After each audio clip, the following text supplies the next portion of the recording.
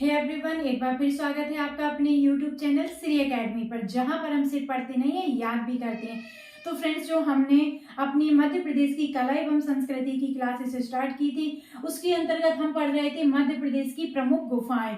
तो आज की क्लास में हम कौन सी गुफा के बारे में पढ़ने वाले हैं, उसकी हम रूपरेखा देख लेते हैं। तो हम पढ़ने वाले हैं आज की क्लास में पांडव की गुफा। क्या? पांडव की गुफा। इसमें हम क्या पढ़ेंगे? तो इसमें हम देखेंगे ये किस काल की, यानी ये आपकी मध्यकालीन है या आपकी प्राचीन है या आपकी आधुनिक काल की है। फिर हम देखेंगे मध्य प्रदेश में कहाँ पर स्थित हैं। इसके बाद हम देखेंगे टोटल संख्या कितनी है। साथ ही साथ हम देखेंगे कि जो आपकी पांडव की गुफाएं हैं, इनको पांडव की गुफा क्यों कहा जाता है, क्यों इनका नाम पांडव की गुफा पड़ा, हम ये देखेंगे। फिर हम देखेंगे इनकी निर्माण करते यानी किस वंश के जो शासक थे, उन्होंने आपकी पांडव की गुफा का निर्माण कराया। फिर हम देखेंगे इससे रिलेटेड जो आपके प्रमुख तथ्य हैं। तो आपको इस क्लास को पूरा देखना है, बिल्कुल भी स्किप नहीं करना है। तो बने रहिए हमारे साथ। मैं हूं श्वेता चौरसिया और आइए आज की क्लास हम स्टार्ट करते हैं। तो सबसे पहले आप लिखिए पांडव की गुफा। आप अपने नोट्स बनाते चलिए, उसमें आप लिखिए सबसे पहले पांडव की गुफा।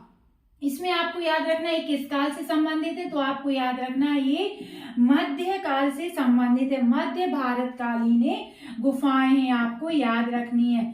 मध्य भारत कालीन गुफाएं हैं। आपके एग्जाम में क्वेश्चन पूछा जाए जो पांडव की गुफाएं वो किस समय से रिलेट करती हैं, तो आपको याद रखना है मध्य भारत कालीन पांडव की गुफाएं हैं। अगर हम इनकी स्थिति की बात करें कि ये आपके मध्य प्रदेश के किस जिले में स्थित है, तो आपको याद रखना है मध्य प्रदेश में पचमढ़ी में स्थित है। कहाँ पर? पचमढ़ी। और हम सभी जानते हैं कि पचमढ़ी कहाँ पर स्थित है। आप हमें कमेंट सेक्शन में बताइए पचमढ़ी किस जिले में स्थित है। ठीक है, अभी आपको इसमें याद रखना है पांडव की गुफाएं पचमढ़ी में है। फिर हम देखते हैं इनकी टोटल संख्या कितनी है, तो आपको याद रखना है पांडव की गुफाएं टोटल कितनी है?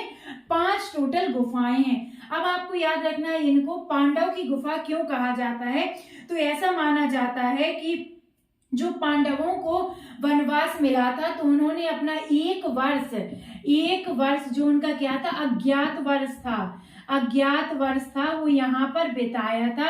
इसीलिए इन गुफाओं का नाम पड़ा है पांडव की गुफा। इसलिए इन गुफाओं को क्या कहा जाता है? पांडव की गुफा कहा जाता है। तो अगर एग्जाम में पूछ लिए जाए कितने वर्ष अज्ञात वर्ष जो ने मिला था बिताए थे या कितने वर्ष बिताए थे, तो आपको याद रखना है 1 वर्ष इन्होंने यहाँ पर बिताया था। अब हम बात करते हैं कि जो इसके निर्माण करता है तो कौन है, तो जो आपकी पुरातात्विक सर्वेक्षण होता है, पुरातात्विक जो सर्वेक्षण होता है, तो इनके अनुसार ऐसा माना जाता है कि जो आपकी गुफाएं हैं ये गुप्त कालीन, सबसे पहले तो आपको याद रखना है किस समय की है, तो ये गुप्त कालीन है, आपको याद रखना है। और यहाँ पर गुप्त कालीन है, साथ ही किसके द्वारा बनवाई गई, जो आपके बौद्ध भिक्षु होते थे, बौद्ध भिक्षु रहते थे, इनके द्वारा आपकी पांडव की गुफाओं का निर्माण कराया गया। आपको याद रखना है। हमने कहा था हम इसमें प्रमुख तथ्य देखेंगे, तो आपको प्रमुख तथ्य ये याद रखनी है कि यहाँ पर द्रौपदी कोठारी, अगर आपको कुछ याद भी नहीं आ रहा है तो आप द्रौपदी से समझ सकती है, पांडव की गुफाओं से रिलेट करती हैं। तो ये कहाँ पर है? पचमढ़ी में है। दूसरा क्वेश्चन पूछ लिया जाए कहाँ पर स्थित है, तो आपको याद रखना है कि यहाँ पर पांडव की गुफा में स्थित है ये। साथ ही साथ यहाँ पर क्या देखने को मिल जाती है? भीम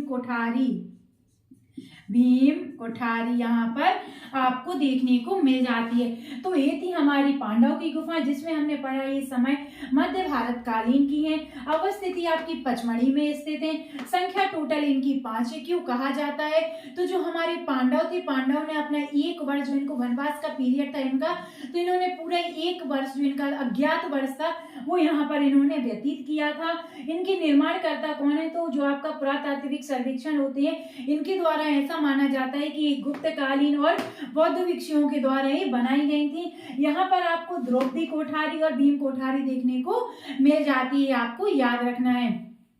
तो इसी तरह से हम अपनी कल की क्लास में एक नई गुफा के बारे में पढ़ेंगे। तो अगर आप ऐसी ही क्लासेस डेली देखना चाहते हैं तो फटाफट जाके इस चैनल को सब्सक्राइब कर लीजिए। साथ ही साथ अगर हमारी क्लास पसंद आई है तो प्लीज लाइक करिए और प्यारे प्यारे से कमेंट करिए। चलिए हम मिलते हैं अपनी कल की क्लास में। तब तक के लिए आप अपना ध्यान रखिए, स्वस्थ रहिए, खुश रहिए। नमस्कार दोस्तों, बाय बाय।